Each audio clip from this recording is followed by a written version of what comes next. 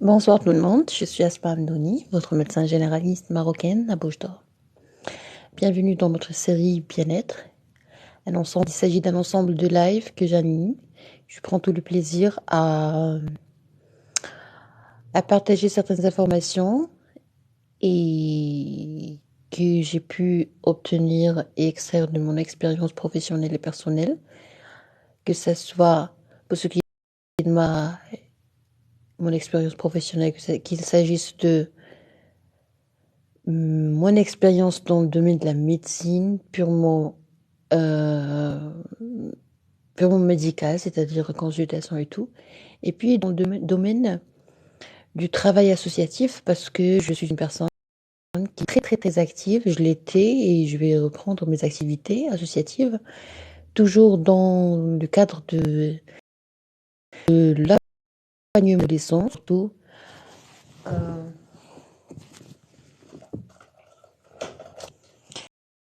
l'accompagnement des adolescents, parce que moi j'aime bien la lutte contre la dépendance, contre la drogue, contre l'abayisme. Et j'ai eu une mauvaise expérience dans ce domaine. Et puis j'ai eu une expérience dans le domaine de la sensibilisation des femmes, par exemple dans les centres d'analphabétisme, dans la sensibilisation des jeunes filles dans les écoles. J'ai traité des IST, des infections sexuellement transmissibles. J'ai fait des conférences par rapport au sida ou l'infection VIH, parce qu'il y a une différence entre le syndrome et l'infection. J'ai euh, j'ai fait également plusieurs caravanes de dépistage collectif de l'hypertension artérielle, valvulopathie, diabète. Voilà, je vous ai donné une idée de mes activités avant de commencer les lives. Et la dernière activité, je pense, a eu lieu il y a 2 semaines avec une association de karaté. Et parce que je suis leur médecin, je suis le médecin principal de cette association. Et moi aussi, je fais du karaté Shotokan. J'ai eu la ceinture orange. Voilà. Alors, tout ça a fait de moi une personne très intéressée, très motivée pour partager ce que j'ai appris avec les gens, avec les adolescents. Ce que je fais sur Internet est consacré principalement, donc je consacre mon temps, ou une partie de mon temps, pour cibler les adolescents et les jeunes âgés de moins de 24 ans. Donc je suis sûre que ce que je suis en train de traiter peut ne pas intéresser des gens adultes, matures, majeurs et vaccinés, mais c'est ce qui m'importe le plus, c'est d'accompagner les jeunes, les naïfs, les adolescents. Bon, actuellement sur Internet, malheureusement, on voit des petits, des enfants qui ont leurs propres smartphones. Et c'est vraiment très morbide et très nocif pour leur santé psychique et mentale. Je vous donne un exemple simple. Ce qui se passe sur Instagram, euh, c'est vraiment très nocif. Pourquoi? Parce qu'il y a des jeunes qui ont commencé cette, euh, cette histoire de comparaison permanente. Ils, je pense aux États-Unis, on a même posé plusieurs plaintes contre la société Facebook.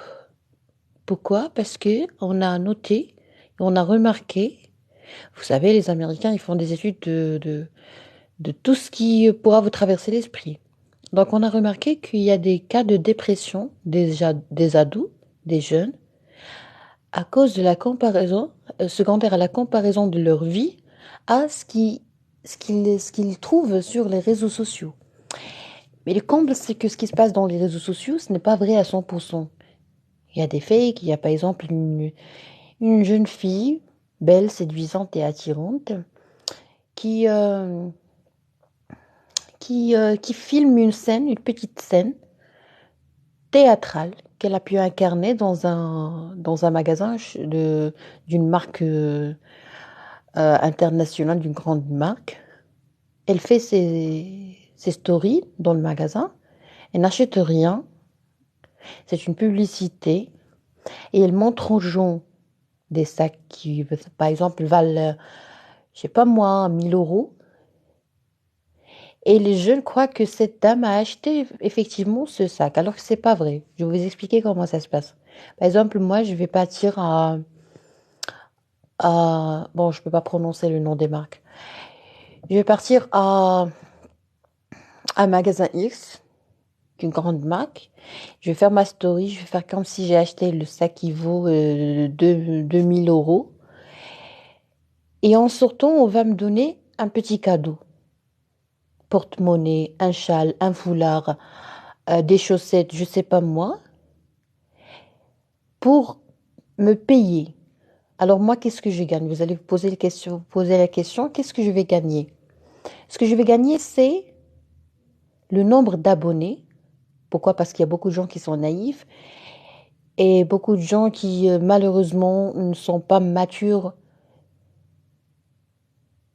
et qui suivent sans réfléchir tous les gens riches. Donc, je vais montrer aux abonnés, aux gens qui utilisent Internet, que je suis une personne riche et par la suite, ils vont me suivre sans réfléchir, comme s'ils sont hypnotisés, comme s'ils sont vraiment anesthésiés. OK? Ça, de un. De deux, je vais gagner le petit cadeau.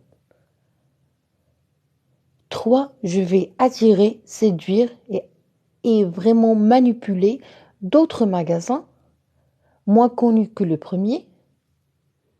Et je vais imposer un cachet ou des honoraires plus importants. Pourquoi? Parce que je vais leur dire que moi, je suis habituée à faire les grandes publicités des grandes marques. Vous voyez? Bon, c'est du marketing purement. OK? Alors les jeunes, qu'est-ce qui se passe dans le cœur de vos enfants, des adolescents?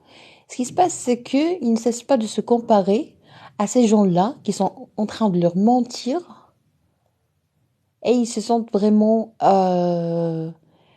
non chanceux. Ils, ils n'ont plus, ils trouvent du mal à déguster la vie et ils ont honte d'eux, de leur vie. Ils ont des problèmes familiaux, c'est-à-dire que le petit a honte de, du niveau socio-économique de ses parents. Il a du mal à se concentrer sur ses études, ce qui est malheureux. S'il vous plaît, ne prenez pas l'influenceur, même moi, ne prenez jamais un influenceur pour votre idole.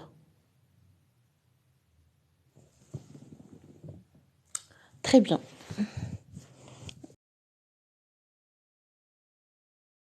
Quelques terres.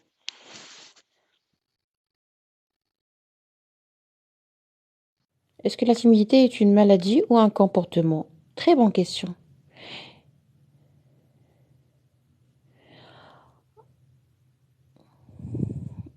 Je ne vais pas lire tous les commentaires parce que je ne peux pas me concentrer sur tout. Alors, la timidité, c'est quelque chose de très normal. Est-ce que vous savez que tous les sentiments que vous avez déjà sentis sont des sentiments normaux, sont des réflexes normaux humains? On a tous le droit d'être timide dans certains cas. On a tous le droit d'être en colère dans certains cas, mais à condition de bien canaliser sa colère, de bien gérer ses tensions internes, de bien traiter son inconscient. OK?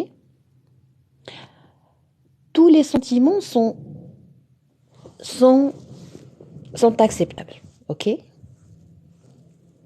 Parce qu'ils sont vrais, parce qu'ils sont naturels, parce que c'est biologique, parce que c'est humain, parce que c'est normal. Mais quand est-ce que les sentiments deviennent anormaux? Lorsqu'ils sont exagérés, lorsqu'ils sont dus à quelque chose que vous ne connaissez pas, lorsqu'ils sont secondaires à une petite bataille qui a eu lieu dans votre cœur. Vous avez des batailles au fond de votre inconscient, au fond de votre cœur, au fond de votre esprit, au fond de votre mémoire, au fond de votre zone d'ombre, ok? Ou lorsque vous êtes exposé à un stimulus qui provoque cette sensation en permanence. Je m'explique. Vous avez le droit d'être en colère, mais si vous êtes tout le temps, chaque jour en colère, c'est pas normal, il faut s'arrêter. Il faut essayer de comprendre. Il faut travailler sur la communication. Il faut bien communiquer. C'est-à-dire, tu m'as énervé, je prends un café avec toi et je te dis, s'il te plaît, Alain, on va prendre un café pour résoudre ce conflit. Ok, ce malentendu. Qu'est-ce qui se passe? Pourquoi tu m'as crié dessus? Pourquoi tu t'énerves à chaque fois que je te parle? Pourquoi tu hausses ta voix? Il faut qu'il me donne une explication claire et nette. Il faut que je comprenne pourquoi ce monsieur me crache dessus, pourquoi ce monsieur ne cesse pas de crier, pourquoi ce monsieur a du mal à me respecter. Maintenant, je n'aurai pas ce stimulus ou cette stimulation persistante ou répétitive. Il y a toujours une explication. Alors la timidité, ce n'est pas une maladie. La timidité, c'est un réflexe. Mais il y a des cas où je dois être timide. C'est inné, c'est normal, c'est une réaction normale. Il y a des cas où j'ai un problème de confiance en soi. J'ai un problème de l'image de soi. J'ai un problème de l'estime de soi. J'ai un problème de l'amour de soi. J'ai un problème de dépendance intellectuelle. Alors là, il faut diagnostiquer les problèmes, les connaître, les traiter. Et c'est ainsi que je deviens une personne normale qui a tout le droit d'être timide dans certains cas. Je m'explique.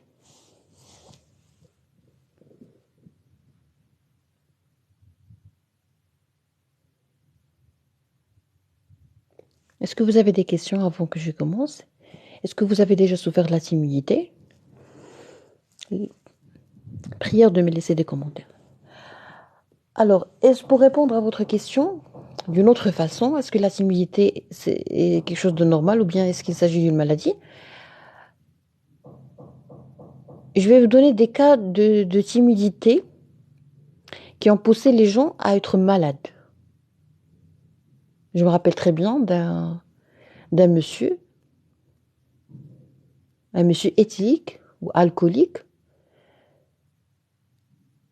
accro, dépendant, tout ce que vous voulez, le pauvre, il a une dépendance.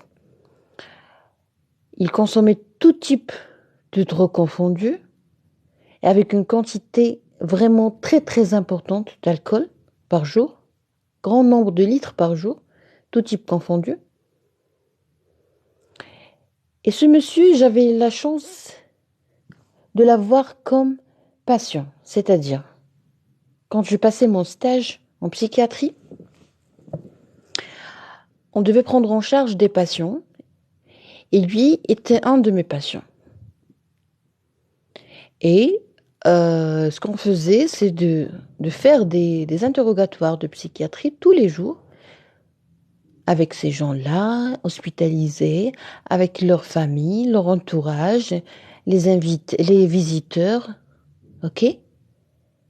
Je lui ai posé une question très, très, très, très, très, très pertinente. Je lui ai demandé, monsieur, c'est quoi la différence? Qu'est-ce qui se passe? Qu'est-ce qui diffère? Qu'est-ce qui change dans votre esprit, dans vos sentiments? Moi, ce que j'ai cherché, c'est le senti des choses. C'est le sentiment.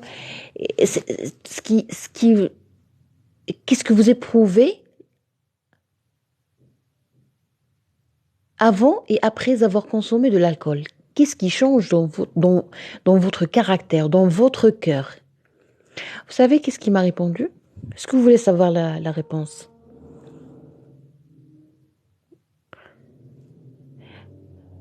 savez que ce monsieur avait un problème de timidité. Les alcooliques, une partie des alcooliques ont un problème de timidité. Ils ont du mal à exprimer ce qu'ils veulent.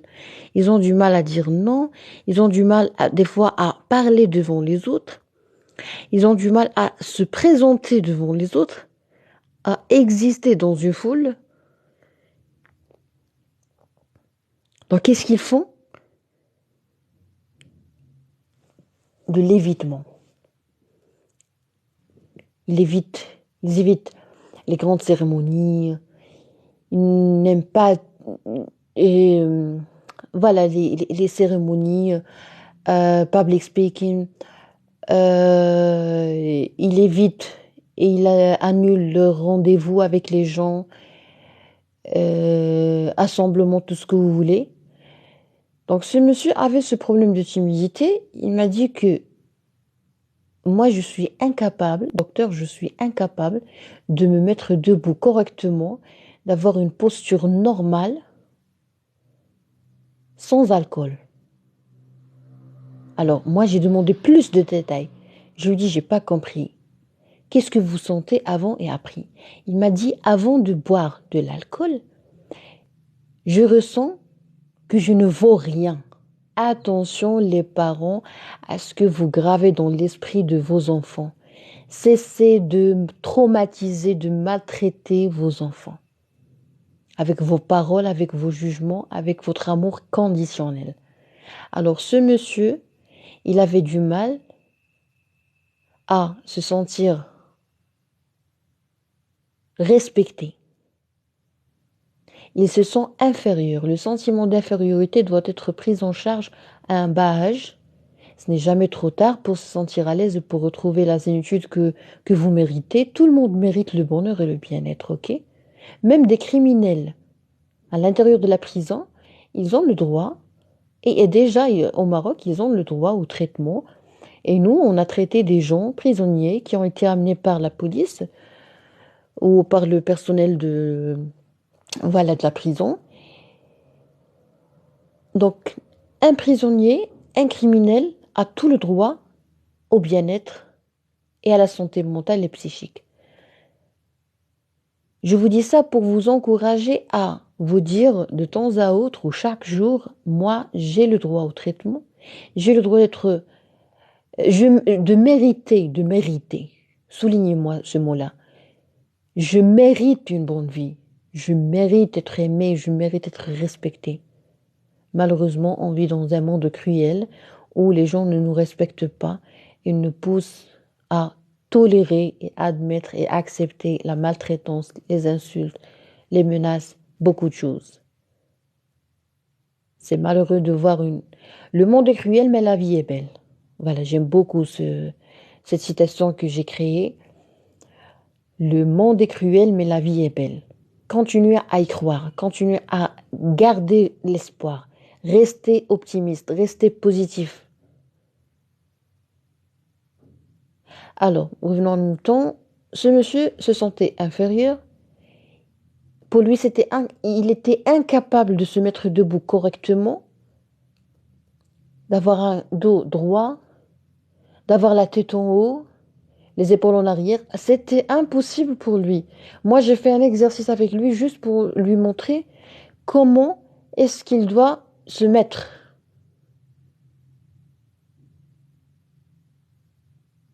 La posture. J'ai travaillé avec lui ce détail de la posture. Prenez soin de votre posture. Mais ce qui est malheureux dans les atmosphères et dans les entourages arriérés, c'est que si tu te mets, si tu as, tu marches le dos droit, les épaules en haut, en arrière, la tête en haut, on va vous prendre pour une personne orgueilleuse, pour une personne arrogante, pardon. Même si vous êtes arrogant, il est où le problème? On doit cesser de juger. Tu me juges, normalement, normalement, on doit interdire les gens de nous juger. Mais dans le tiers-monde, il y a tout le monde qui juge tout le monde. C'est la galère. Donc, tant que tu vis dans une atmosphère où il y a beaucoup de ce qu'on appelle des gens qui ont un profil de juge, profil de contrôleur, Ça fait partie des profils toxiques. Il y a une belle vidéo de Nicolas Park, un Canadien ou un Français canadien, qui a traité ça. Cherchez cette vidéo sur YouTube. Ça dure, je pense, 1 heure. Ça s'appelle les 8 profils toxiques. Il a parlé du juge, profil de contrôleur, profil de victime, beaucoup de choses. Alors, pour la timidité, vous ne pouvez pas guérir de cette maladie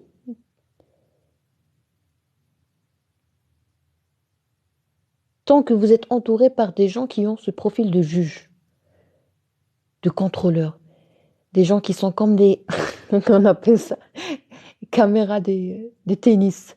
C'est-à-dire, ça suit avec une précision importante.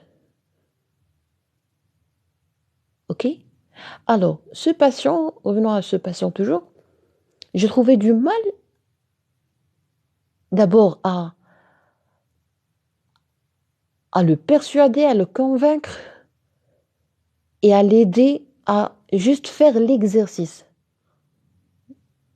de la position des épaules, corriger la correction de la position des épaules, la position de la tête. Alors lui, quand il boit de l'alcool, il est capable de se tenir debout correctement.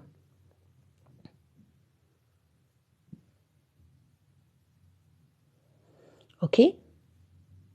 Ça, c'est malheureux. Ça, c'est un petit détail. Maintenant, on va partir à d'autres détails. Alors, ce monsieur, quand j'ai essayé de faire un peu dans son enfance,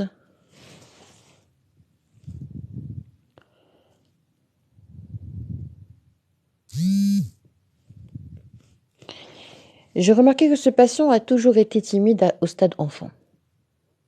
La timidité au stade enfant, c'est la maladie psychique ou mentale, ou les deux au stade adulte.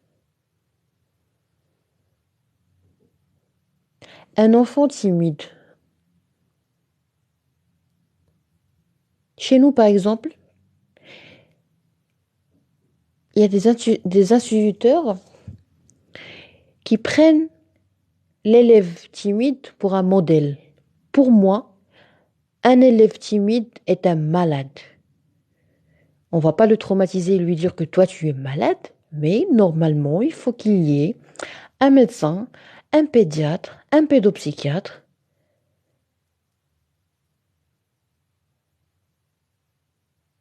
qui vient faire des activités, des ateliers, des consultations à l'intérieur de l'école, des formations aux instituteurs pour qu'ils cessent de punir les gens en les frappant, en les tapant, en les tabassant, en les insultant, en les ridiculisant devant les autres. Il faut traiter les instituteurs avec tous mes respects aux enseignants, aux instituteurs, mais vous devez avoir un certificat qui prouve que vous n'êtes pas des malades psychiques ou mentaux avant de traiter, avant de prendre en charge et d'éduquer un enfant. Vous devez être aimable, c'est une nécessité, c'est une obligation. Parce que l'enfant ne pourra jamais apprendre de quelqu'un sans l'aimer. Il faut que l'élève aime l'instituteur. Vous devez être aimable. Vous devez passer par des sélections, des présélections, des entretiens, des tests psychotechniques. Vous devez être aimable avant d'éduquer ou d'enseigner quelque chose à un petit. Dans les écoles, on doit dépister les cas de timidité. Si vous avez un enfant timide, vous devez prendre un rendez-vous avec un pédopsychiatre et consulter ce pédopsychiatre pour savoir pourquoi votre enfant est timide. Il ne parle pas. Il ne participe pas à la classe. Il est silencieux, comme mon téléphone maintenant. Un enfant silencieux est une catastrophe. C'est une bombe. Mais dans le tiers-monde, un enfant silencieux, c'est un modèle. Il y a même des gens Il y a même des gens qui sont jaloux qui sont jaloux quand ils ont des fils, par exemple, ou des enfants qui sont effervescent. Il y avait notre professeur d'anglais qui me disait toujours Asma, you're effervescent. Alors, si vous avez des enfants effervescents, si vous avez des enfants qui bougent trop, ça ne veut pas dire qu'ils sont des autistes. Ça ne veut pas dire forcément que ce sont des enfants autistes. Ça ne veut pas dire que ce sont des enfants qui sont mal élevés. Ça veut dire uniquement que ce sont des petits qui ont une capacité, qui s'ennuient rapidement. Des fois, il y a des gens qui sont surdoués. Les surdoués, normalement, doivent pas suivre le parcours des enfants ordinaires, parce qu'ils ne sont pas ordinaires, ce sont des gens très intelligents. Ils peuvent très bien passer moins d'années dans leurs études primaires, ok? Il y a beaucoup de différences entre les enfants que malheureusement les instituteurs et les écoles ne savent pas. Quand on ignore l'enfance, le cerveau, les doués, les surdoués, les intelligents, les, euh, les enfants qui ont des problèmes familiaux, les enfants non désirés. Vous savez qu'il y a des maladies comme la schizophrénie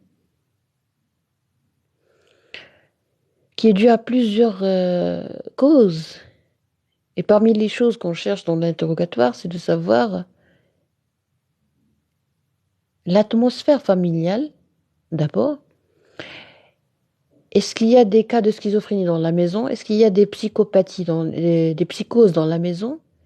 Et puis, on peut même aller plus loin et chercher, est-ce que ce patient, quand il était fœtus dans le ventre de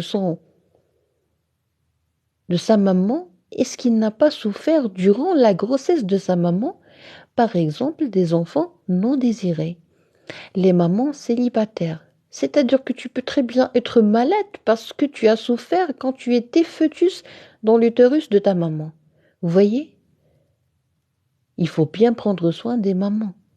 Si vous êtes marié, moi sincèrement ça me décourage de voir des gens se marier et demander le divorce alors que la dame est enceinte. Vous savez qu'en islam, je reviens toujours à l'islam, il est très bon pour la santé. C'est bien d'être musulman. En islam, j'ai vu un cheikh dire que il faut d'abord respecter certaines conditions avant de demander le divorce, avant que la demande soit acceptée. On ne demande jamais le divorce quand on est fâché, apathique, déprimé, en colère, ok?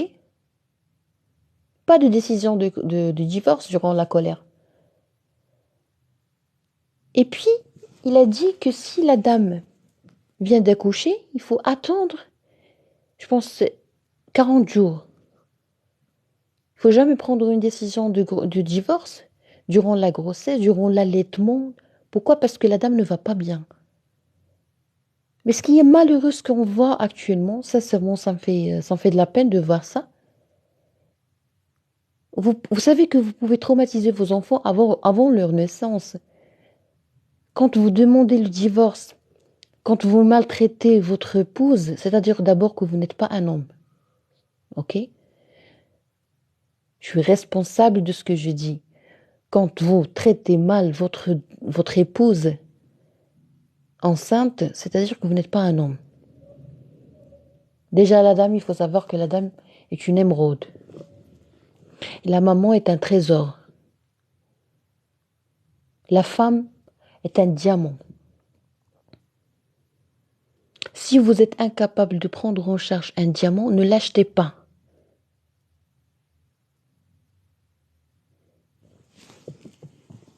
Ne vous approchez pas de la dame sans connaître c'est quoi ce qu'on appelle en anglais la manhood, c'est-à-dire rojula, c'est-à-dire comment être un homme, ok? Alors, on disait quoi? On disait que vous pouvez très bien traumatiser votre enfant alors qu'il est encore au stade fœtus.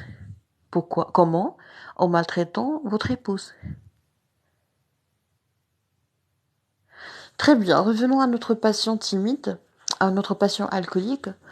Ce patient se sentait inférieur, ce patient au stade enfant.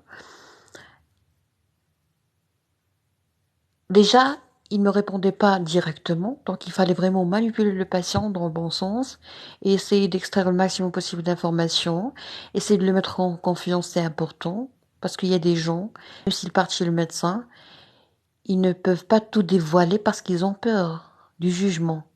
Moi, ce que je faisais en arabe durant mes lives en arabe, j'étais très populaire pour montrer aux gens que le médecin, n'ayez pas honte de parler de quoi que ce soit avec votre médecin, quoi que ce soit, même l'inceste. L'inceste, c'est-à-dire, par exemple, quelqu'un qui a eu un rapport avec sa maman, sa sœur, il a eu un enfant avec sa mère, sa sœur. C'est pas méchant de dire à un médecin, à un psychiatre, à un psychologue, monsieur le psychologue, monsieur le psychiatre, moi, j'ai eu une relation passionnelle, sexuelle avec ma maman et j'ai eu un enfant. Le médecin n'a pas le droit de juger, il n'a pas le droit de donner son avis, il n'a pas le droit d'exprimer, de s'étonner devant vous. Ça nous intéresse pas du tout. Ben c'est ça être médecin. J'ai eu une série qui s'appelle Médecin 5 étoiles sur YouTube, également ici. Bon, l'épisode prochain sera en rapport avec le jugement. Et vous allez comprendre pourquoi c'est important de ne pas avoir honte à tout dévoiler à son médecin. Déjà, il y a le secret médical qu'on respecte. Et puis, ça nous fait ni froid ni chaud quand quand on, quand il s'agit de notre relation médecin-patient. Ok? Parce que nous avons une vie privée et nous avons une vie professionnelle. Très bien. Alors, on disait quoi? On disait que ce monsieur ne voulait pas tout dévoiler au début. Et par la suite, j'ai essayé de creuser, j'ai essayé de poser des questions indirectes et directes. Et j'ai découvert que ce patient était très timide au stade enfant. Il s'isolait, il jouait pas avec les enfants. Il restait tout seul. Et à la maison, il est toujours bien, bien installé dans un coin, dans le coin de la chambre ou de la pièce. Il jouait pas comme les autres. Il était timide. Faites pitié aux enfants. Ne laissez pas les enfants croire. Ne faites pas de vos enfants des faux gentils. Cessez de punir vos enfants, pour l'amour du Dieu. Laissez les enfants s'exprimer. Un enfant qui s'exprime pas, qui n'exprime pas ce qu'il a dans son petit cœur, il va souffrir. Il va faire souffrir toute une famille. Et peut-être qu'il va devenir un malade psychico-mental, il va faire souffrir toute la société. Et peut-être un enfant traumatisé, détruit, peut très bien devenir un pervers narcissique. Le pervers narcissique, c'est la catastrophe. C'est quelqu'un qui est là pour détruire tout le monde. Il n'a pas de cœur, pas d'empathie, pas de logique. Psychose blanche. Un enfant détruit, forte probabilité de devenir un pervers narcissique, et bienvenue les catastrophes. Un pervers narcissique, il pousse les gens à se suicider. Il est très heureux quand il voit les gens souffrir. Il vide les autres. Il est là pour traumatiser les autres. Il est là pour salir la réputation des autres. Imaginez, il rentre dans ta vie, il est là pour vous séduire dans un premier temps. C'est comme une face de miel.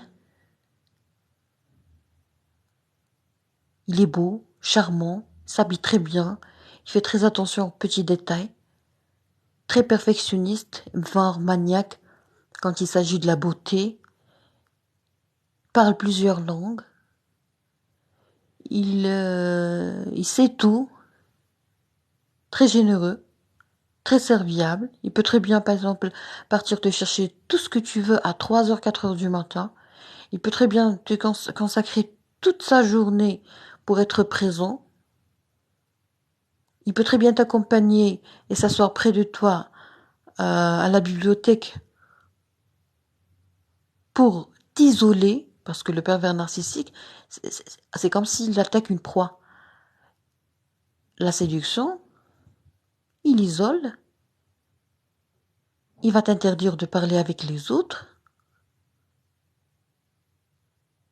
sous prétexte qu'il est jaloux, ok? Si ça marche pas, il va te séduire, il va rester accolé à toi pour t'isoler, et par la suite, tu vas t'affaiblir parce que tu n'as plus personne autour de toi. Tu es isolé. Et nous, les êtres humains, on ne peut pas vivre tout seul. On ne peut pas vivre tout seul. C'est impossible. Ok?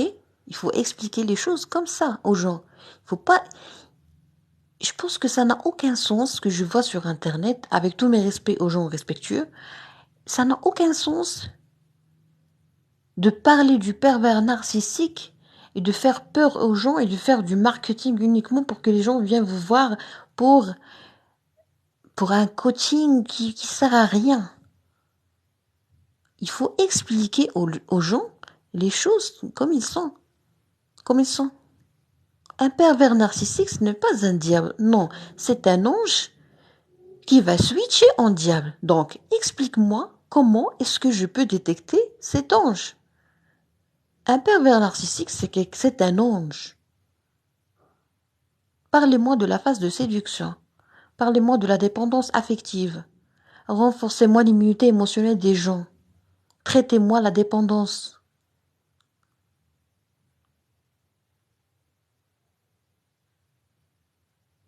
Luttez contre la timidité de vos enfants. Tu veux pas que ta fille soit victime d'un pervers narcissique au stade adulte, luttez contre la timidité chez votre enfant. C'est simple. Il n'y a pas plus simple que ça. Ne faites pas de vos enfants des machines, des robots. Aimez vos enfants. Mais aimez-vous d'abord. J'ai un enfant, je dois l'aimer, je dois l'embrasser, je dois le serrer, je dois jouer avec lui. Il a échoué, et alors? Il n'a pas eu la première note. Vous savez que vous traumatisez vos enfants lorsqu'il vient, par exemple, vous montrer son bulletin, et puis lorsque vous partez chercher son bulletin, que vous trouvez que votre enfant a eu 7. Ou ton enfant vient te dire, maman, j'ai eu 7. La question la plus stupide dans ce monde entier, c'est de poser à mon enfant, à mon fils, cette question. C'était quoi la première note? J'ai pas pu me retenir parce que c'est stupide. C'est stupide, c'est stupide de poser à un enfant cette question morbide, cette question nocive, cette question qui n'a rien à voir avec la raison et la logique. C'est mon petit, c'est mon cœur, c'est une partie de mon cœur. Il a eu 7, il a eu 6. Il est heureux. Il vient chez moi pour avoir de la confiance en soi parce que nous, on n'a pas une personnalité propre à nous au stade enfant. On a une personnalité qui est vraie. C'est notre miroir. Ok? C'est notre miroir. On n'a pas la confiance en soi totale au stade enfant. On ne fait qu'extraire la confiance en soi de notre entourage et on est très influençable. Ok? Donc il faut vraiment avoir un sens, un esprit et un cœur de miséricorde face à ces petits. Un esprit et un cœur de miséricorde face à ces petits poussins. L'amour inconditionnel, c'est-à-dire, je regarde mon enfant droit dans les yeux et je lui dis, tu es mon enfant, tu es mon cœur, je t'aime, je vais t'aimer, quoi qu'il en soit, quoi qu'il arrive.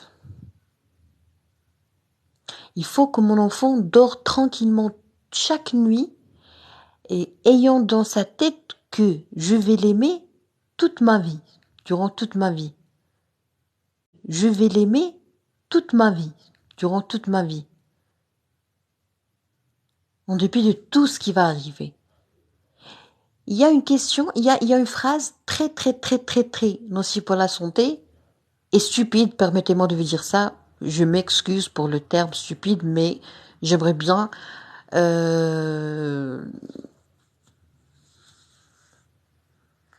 vous provoquer, si vous le faites, ok?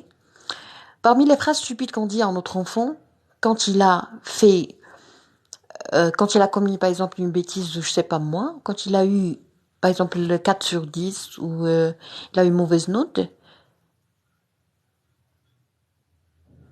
ce qui est vraiment très injuste, c'est de lui dire non, toi tu n'es plus mon enfant. Attention madame, vous êtes en train d'étouffer, de trangler, vous êtes en train de tuer votre enfant. Est-ce que vous êtes capable d'étouffer votre enfant? D'étrangler? Est-ce que vous pouvez étrangler votre enfant? Non. Eh bien, permettez-moi de vous dire que vous étranglez vos enfants lorsque vous lui dites, tu n'es plus mon enfant. Tu fais des bêtises, tu n'es plus mon enfant. Tu as tapé Valérie, tu n'es plus mon enfant. C'est catastrophique. C'est cruel. Pour moi, c'est un crime. Est-ce que vous avez une idée de ce que ressent l'enfant, impatient, un petit patient, quand il vient te dire, moi, je suis pas leur enfant. Je suis pas l'enfant de maman. Je suis pas le fils de maman. Comment ça, tu n'es pas le fils? Explique-moi. Ben, il lui dit, avec toute l'innocence existentielle, docteur, elle m'aime pas. Pourquoi elle t'aime pas? Elle m'a dit, tu n'es plus mon enfant, tu n'es plus mon fils. Mais pour l'amour du Dieu, pourquoi vous faites du mal à vos enfants? Essayez de tourner votre langue plusieurs fois avant de parler. C'est une arme. Il y a un proverbe en arabe, je vais lui dire en arabe. C'est-à-dire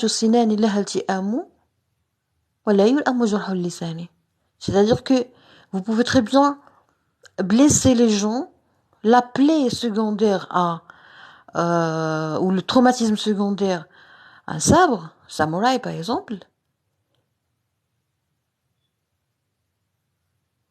est moins douloureux que la plaie ou la blessure que vous créez dans le cœur d'un enfant et que rétorturez par vos mots. Les mots sont plus étanches, sont plus les plaies les blessures dues aux mots sont plus graves à traiter. Et ça s'oublie pas. Je sais pas si l'idée a été claire, si j'ai bien transmis mon message parce que je suis un peu fatiguée, mais je suis prête à le traiter ultérieurement. Je pense que je vais dire au revoir parce que je suis très fatiguée. Est-ce que vous avez laissé des commentaires? Je lisais pas les commentaires. Alors,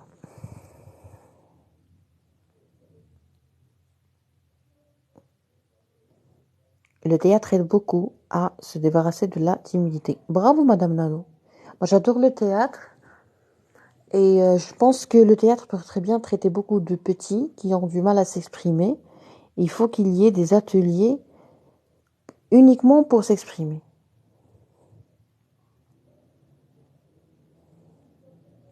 J'ai vu un documentaire sur Internet dans un pays francophone où on a demandé, où on a invité, je pense, un psychologue.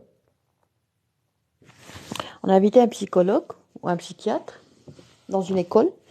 Il y avait des gamins, des gamines. Et puis, la spécialiste a demandé aux enfants de s'exprimer. Exprimer ce que vous avez dans le cœur. Vous savez, il y avait une petite qui a parlé de, je sais pas moi, une petite comparaison entre elle et sa sœur qui a eu lieu chez elle. L'autre a parlé d'une camarade de classe qui a fait mal, ok? Et après, on a posé aux enfants une question. Oh, j'ai aimé ce documentaire. J'aurais bien aimé que ces choses aient lieu au Maroc. Alors, à la fin, la spécialiste a demandé à tous les enfants, comment vous vous sentez maintenant, après avoir tout dévoilé, après avoir tout sorti de votre cœur? Comment vous vous sentez? Alors, il y avait la petite qui a dit, Ouh, je sens que j'avais quelque chose de très lourd dans ma poitrine. Et maintenant, elle a tapoté sa poitrine, elle a dit, et maintenant, cette chose si lourde n'existe plus et je vais très bien, je peux respirer tranquillement. Alors là, la relation est claire entre ce que je ressens, les choses auxquelles je réfléchis et ce qui arrive à mon cœur. Il y a ce qu'on appelle des neurotransmetteurs de stress, d'alerte. Est-ce que vous savez que quand vous êtes stressé, ben c'est comme si notre corps il sécrète beaucoup d'adrénaline, plusieurs trucs. Il active un nerf qui s'appelle le nerf vague et ce nerf vague peut très bien stimuler la sécrétion d'acide dans votre estomac. Imaginez. Tu te mets en colère, excitation du nerf vague au pneumogastrique, stimulation de la sécrétion gastrique ou sécrétion acide dans votre estomac et vous pouvez très bien développer une gastrite, ulcère, tout ce que vous voulez. Bien sûr, quand les choses sont chroniques, sont chroniques. Donc, on peut très bien avoir une maladie gastrique à cause d'un stress répétitif, réflexion accrue, euh, voilà, une mise en alerte permanente de votre cerveau peut très bien abîmer la muqueuse de votre estomac.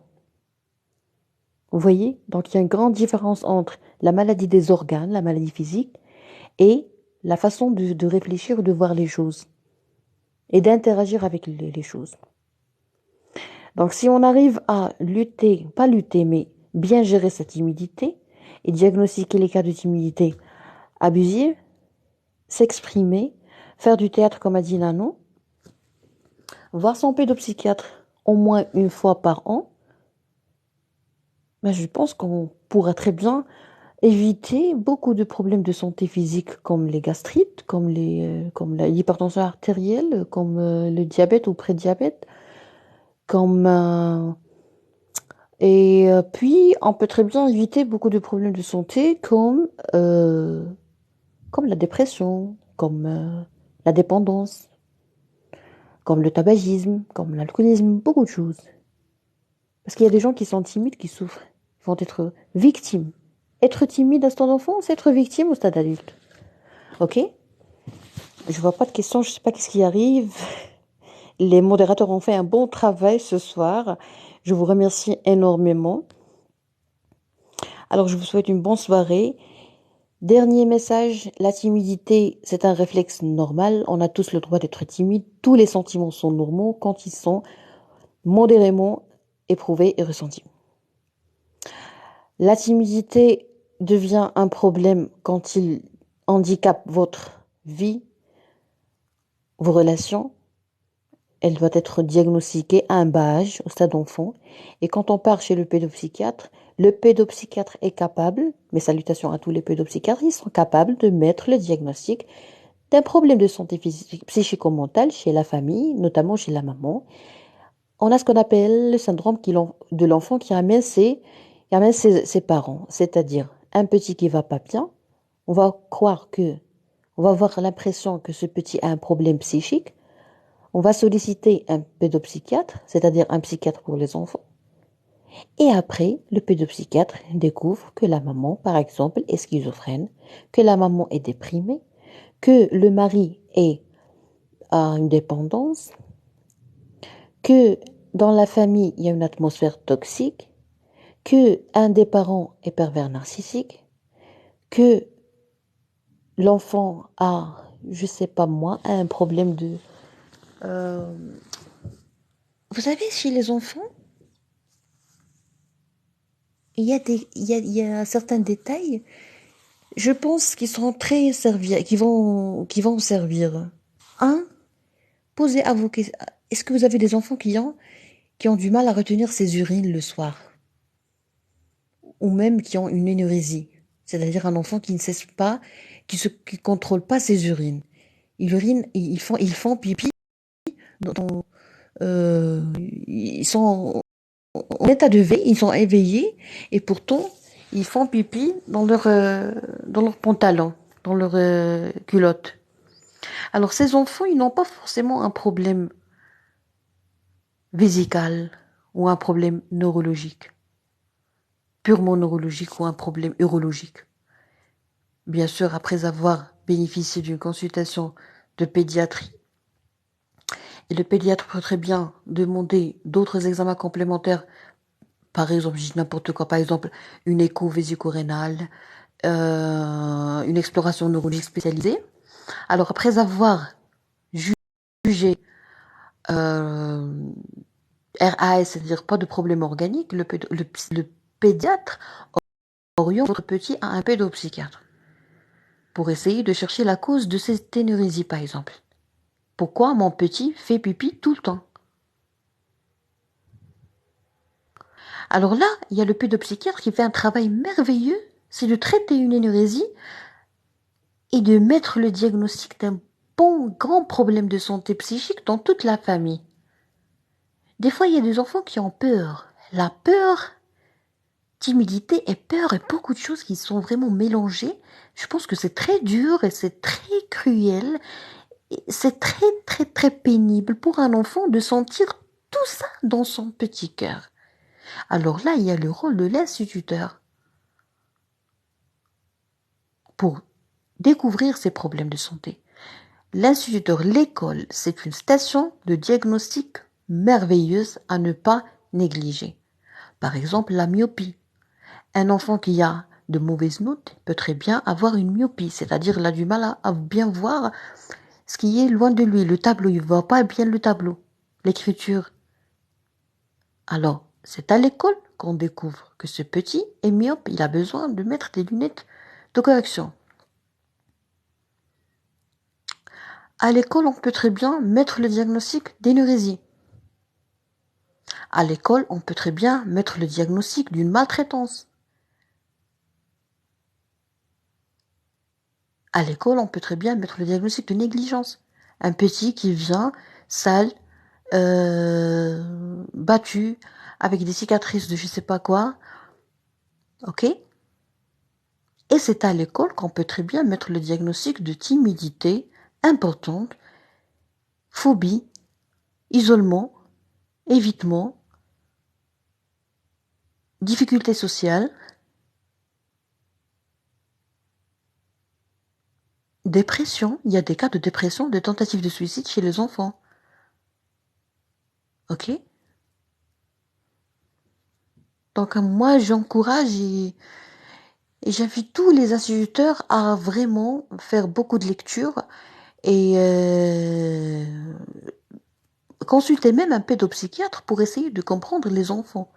C'est important. N'attendez pas à ce que le directeur de l'école ou à ce que l'association des parents, je sais pas moi, fasse un événement ou une formation pour vous expliquer comment est-ce que on peut prendre en charge un enfant, un élève, un petit. Apprenez à vous investir pour le meilleur investissement dans ce monde, c'est de s'investir pour bien se connaître et bien perfectionner nos soft skills et bien travailler sur notre confiance en soi et notre personnalité. Avoir une forte personnalité, c'est être aimable avec les enfants. Je vais lire les commentaires pour la dernière fois parce que je suis fatiguée. Alors,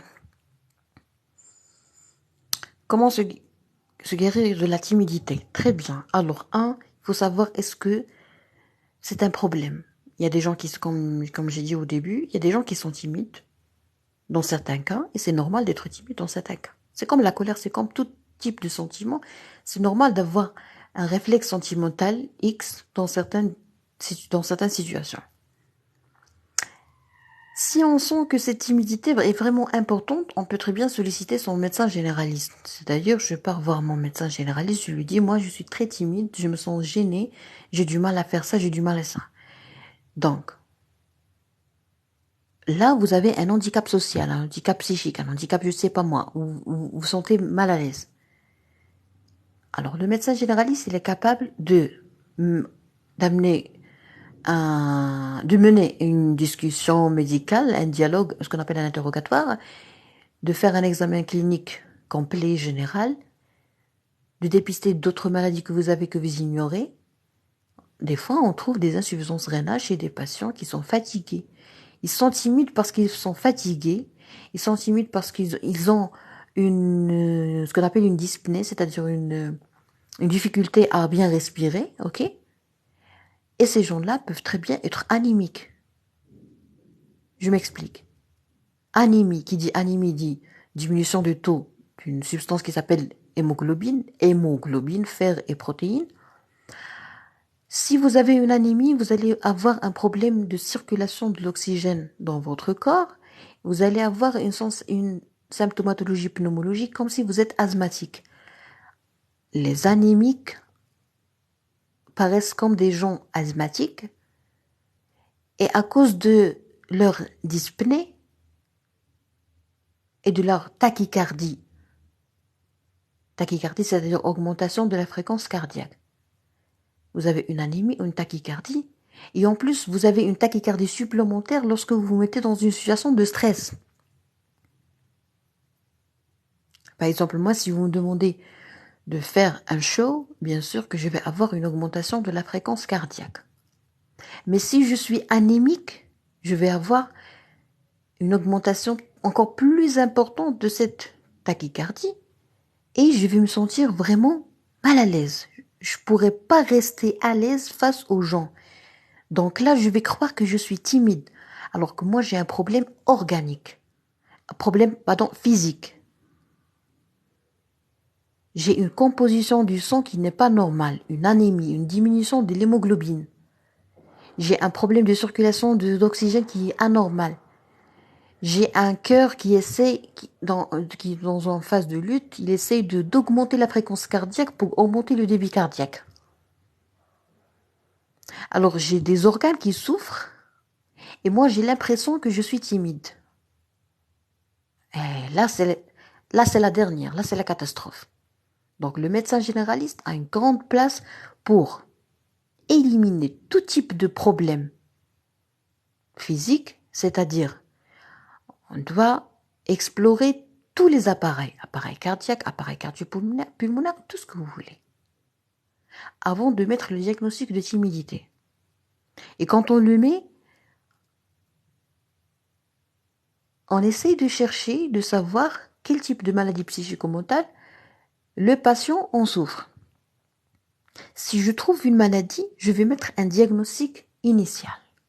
Si c'est urgent, par exemple une dépression, le médecin généraliste a le droit de démarrer le traitement de la dépression pour sauver les gens, parce que on peut très bien, par exemple, la dépression peut très bien évoluer vers une tentative de suicide ou une agression, c'est-à-dire agresser une autre personne, ou une cachexie. Il y a des cas majeurs de dépression. Donc le médecin généraliste a le droit et le devoir de traiter ces gens. Mais on a toujours dans notre tête, nous les médecins généralistes, que nous, on n'a fait que mettre un diagnostic initial qui a besoin d'une confirmation par un senior, c'est-à-dire un spécialiste plus expérimenté que nous, qui va prendre en charge ce patient, l'interroger, interroger toute la famille, essayer de mettre un diagnostic, et le psychiatre a tout le droit de convoquer toute la famille pour mettre le diagnostic. Ça ne veut pas dire qu'il n'est pas compétent, non, ça veut dire qu'il est très compétent. Parce que moi j'ai vu ça durant mon stage de psychiatrie, et avec les grands professeurs, les grosses têtes de psychiatrie au Maroc, qui sont connus partout dans le monde, ils faisaient ça. Ils nous disaient que on a besoin de voir la famille pour mettre le diagnostic, le bon diagnostic. Et c'est vrai. Parce que quand je parle à une schizophrène, je vais avoir l'impression elle a un délire de persécution. Elle peut très bien nous pousser à croire que un membre de sa famille est pervers narcissique alors que c'est pas le cas. C'est elle qui va pas bien, la pauvre, et elle a un délire de persécution. C'est très difficile. La psychiatrie, c'est un océan, comme je le dis toujours. Donc, pour répondre à votre question, je m'excuse, je réponds d'une façon générale parce que je suis généraliste. Pour traiter la timidité, il faut être sûr du diagnostic de la timidité. On a le droit d'être timide. il y a une différence entre timidité, modestie, pudeur, tout ce que vous voulez. On a le droit d'être timide dans certains cas. Si on se sent, si on, si on a un doute et on croit qu'on est trop timide, on peut très bien solliciter notre médecin généraliste. Il va d'abord commencer par le commencement, c'est-à-dire j'examine le corps des gens, des patients, s'assurer, éliminer les maladies physiques et par la suite mettre un diagnostic. Demander un bilan si c'est nécessaire. Tout dépend du résultat de l'examen clinique. Ça sous-entend que si vous n'avez pas été examiné, prière de ne jamais recourir à l'automédication. Des fois, il y a des gens qui ont une carence minérale. Donc, il faut la traiter. Est-ce que vous savez que la carence en vitamine D, ou insuffisance, parce qu'il y a une différence, carence en vitamine D, zinc, magnésium, tout ce que vous voulez, est-ce que vous savez qu'il y a des gens qui peuvent très bien avoir une symptomatologie psychologique secondaire à une carence? C'est-à-dire que vous avez un manque d'une substance dans votre plasma qui circule dans votre cerveau, dans votre système nerveux central, et par la suite, vous allez développer une symptomatologie psychique et vous allez croire que vous avez un problème psychique ou psychiatrique. Et là, ce qui est malheureux, c'est de voir des gens partir solliciter un spécialiste avant de voir son médecin généraliste.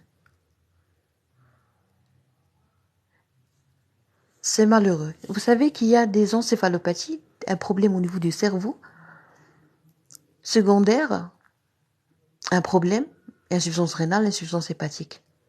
On peut très bien même arriver au stade de coma.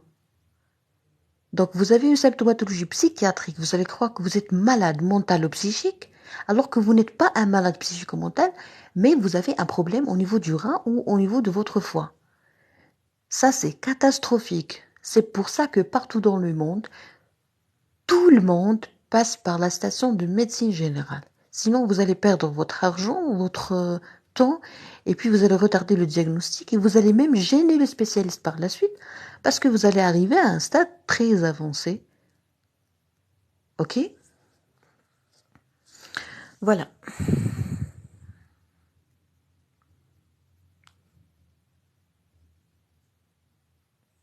Alors, je vous dis très bonne soirée. Je m'excuse. Pardon? Alors, je m'excuse pour l'heure de ce live. Je voulais juste faire plaisir à des gens que je connais qui ont demandé à ce que j'anime un live parce qu'ils ont eu l'habitude de discuter avec moi et ça me fait plaisir, sincèrement. Moi, j'aime beaucoup les gens. J'aime bien les gens. J'aime bien la chaleur humaine. J'aime bien les discussions. J'aime bien me sentir serviable et tout. Et puis, j'aimerais bien apprendre de vous. Les choses sont toujours mutuelles. Merci beaucoup, Dr. Asma. Je vous en prie, Madame Lanou, vous êtes adorable. Alors, à la prochaine. Alors, qu'est-ce que vous voulez qu'on traite le sujet? Notre prochaine... Ah oui, avant d'oublier, je pense que demain, si je serai libre, je vais publier les rediffusions des lives précédents sur ma chaîne YouTube. Ça s'appelle Doctor en anglais, Dr. Asma Amdouni. Je permets pas aux gens de commenter de temps à autre parce qu'ils me dérangent par des commentaires bien loin de la raison. Bien loin de la raison. Des fois, voilà, ça me gêne, ça me crée des problèmes au niveau personnel. Et puis, c'est une casse-tête gratuite. De la méchanceté gratuite.